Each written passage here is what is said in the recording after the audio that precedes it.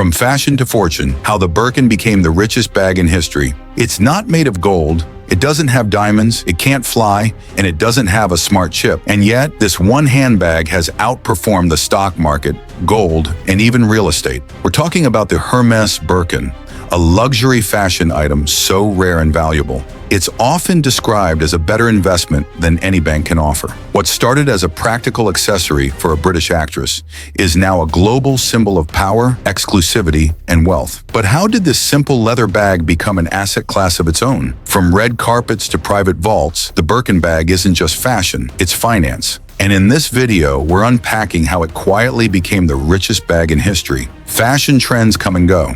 One season it's minimalism, the next it's logomania. But the Birkin bag has stood the test of time, not just as a fashion staple, but as a cultural and economic phenomenon. Created by the iconic French luxury house Hermès, the Birkin isn't just worn, it's worshipped, collected, and even traded like fine art. Named after actress Jane Birkin, the bag was never meant to become what it is today.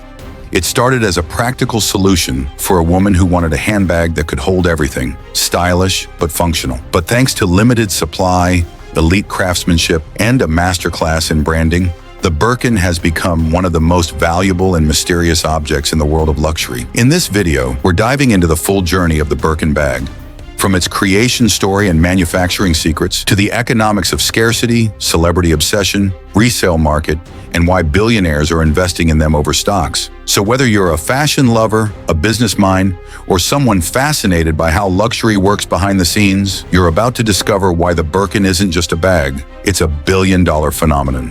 1. The origin. A bag born from frustration. The story begins in 1981, aboard a flight from Paris to London. British actress and singer Jane Birkin found herself sitting next to Jean-Louis Dumas, the CEO of Hermès. She mentioned how hard it was to find a leather bag that was both elegant and practical. Dumas took note and sketched the first Birkin on an airsickness bag during that very flight. 3 years later, the Birkin was released. At first, it wasn't an instant hit. It was structured, large, and minimalistic, not the loud designer look that was in vogue during the 80s.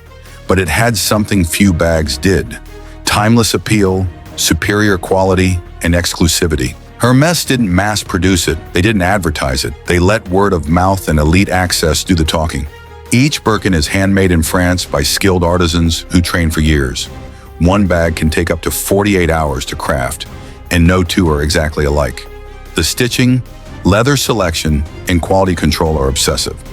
Materials range from Togo leather and Epsom to crocodile, ostrich, and even Himalayan Nello crocodile. A material so rare, one bag sold for over $500,000 at auction. But the brilliance of the Birkin wasn't just in craftsmanship, it was in what Hermès did next. The power of scarcity and the weightless game. Hermès knew something most brands didn't. Desire increases with inaccessibility. Unlike other luxury brands that flood the market with logo-heavy bags, Hermès took the opposite route. They made fewer bags than the market demanded. There's no official website listing or direct store access to buy a Birkin. You can't just walk in and ask for one, even if you have the money. You have to build a relationship with the store, purchase other items, and hope you're offered a Birkin at some point. It's a strategy rooted in controlled distribution and elite positioning. This approach made the bag more than luxury, it made it mythical. The Birkin waitlist became infamous. Some customers waited months, even years, to be offered one. In the process, they'd spend tens of thousands on scarves, belts, shoes, and perfumes, building loyalty in exchange for hope. By making it feel unattainable, Hermès created an emotional bond. The scarcity wasn't artificial, it was strategic.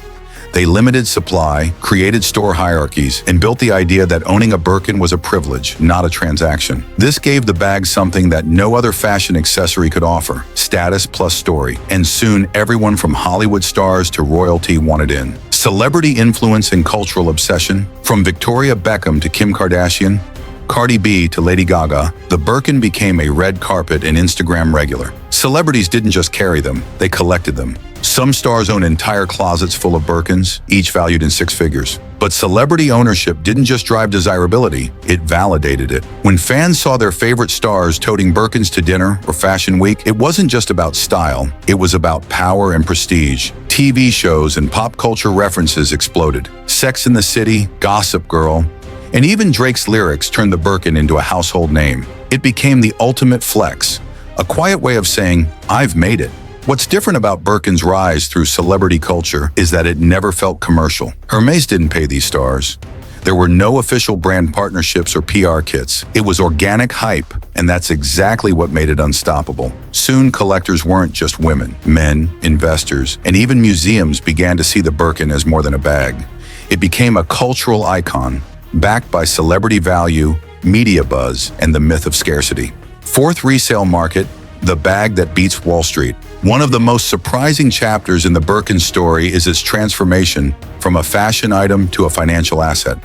In the past 35 years, the Birkin has increased in value by over 500%, according to a study by Bag Hunter. That's more than gold, more than the S&P 500. Luxury resale platforms now treat Birkins like investments, complete with authentication, condition grading, and insurance. Some collectors buy Birkins, store them in climate-controlled vaults, and resell them years later for double or triple the price. Certain models, especially those made with exotic skins or rare colors, can fetch over $300,000 on the secondary market. The Himalayan Birkin, made of albino crocodile skin dyed to resemble snow-capped mountains, broke records at $500,000 in a Sotheby's auction. Unlike other luxury bags that depreciate with time, Birkins hold or increase in value because of Hermès' strict control over supply, timeless design, and buyer psychology.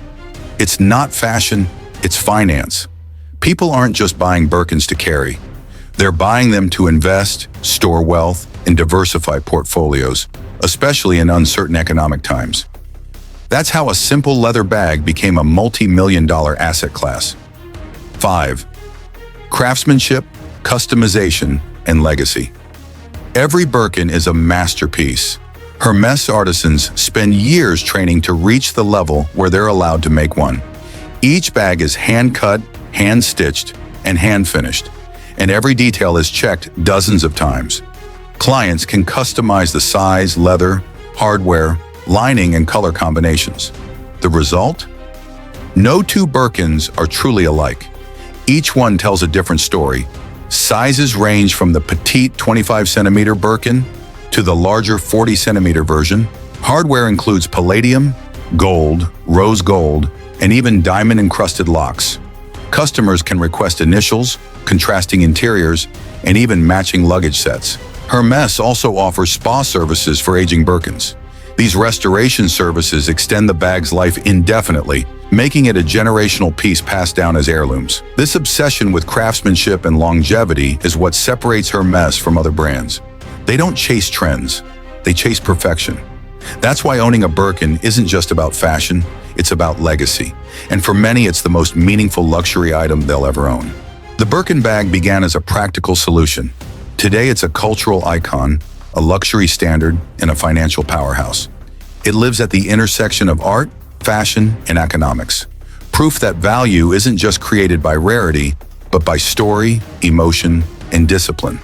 What makes the Birkin different isn't just the leather or the logo. It's the way Hermès controls the narrative. By refusing to mass produce, by ignoring trends, and by focusing entirely on excellence and legacy. While most brands are chasing relevance, the Birkin is building immortality. It doesn't need to shout to be heard. It doesn't need to sell to be desired. And that, in the world of luxury, is the highest form of power. From a sketch on an airplane to a $500,000 resale value, the Birkin has traveled a long way. It has inspired documentaries, sparked bidding wars, and redefined what it means to invest in fashion. So whether you see it as a bag, a brand, or a bank, one thing is undeniable. The Birkin isn't just the richest bag in history, it's the smartest one too. If you enjoyed this deep dive into luxury's most legendary icon, make sure to like this video, leave a comment below, and subscribe for more stories about the hidden power behind the world's most exclusive items. Let us know, if you had the chance, would you invest in a Birkin or carry it on your arm? Thanks for watching, and remember, real luxury doesn't chase, it waits to be chosen.